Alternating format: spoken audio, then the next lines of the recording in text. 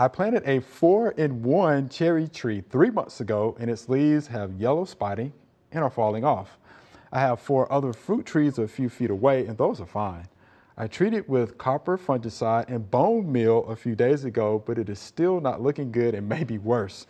Should I repeat treatment or maybe use a peroxide treatment? This is Michael from Hoffman Estates, Illinois. All right, so a 4-in-1 cherry tree, okay? I'm assuming that means it's 4 different varieties crafted onto one rootstock. Right. And you know, the thing is, what are the cherry varieties? And you know, there's 4 of them. What kind are they? And has he looked up to see if they are resistant to a lot of the diseases and stuff in his area? True. And then the other 4 fruit trees might be doing well, but are they cherry trees or are they different trees? Right, yeah, we don't know if those are the 4-in-1 cherry trees as well. Oh, I don't know. Yeah, so we don't know that. It's a good question. But yeah, without a little bit more information, it's kind of hard to, you know, the disease, cherry trees all get diseases. I mean, it's numerous.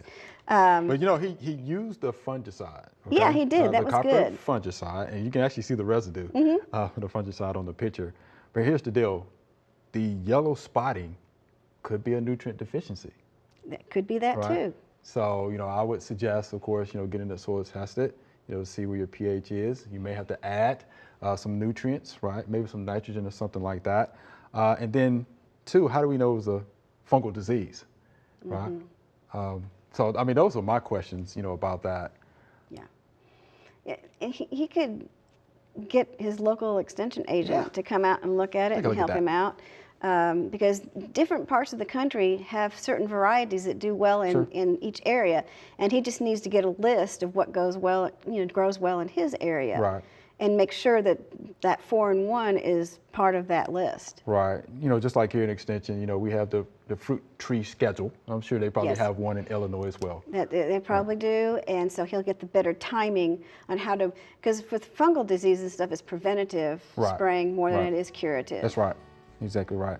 So again, yeah, I would look at, you know, nutrient deficiency possibly, soil testing, and then, you know, having somebody to come out and having an agent to come out just to take a look at it.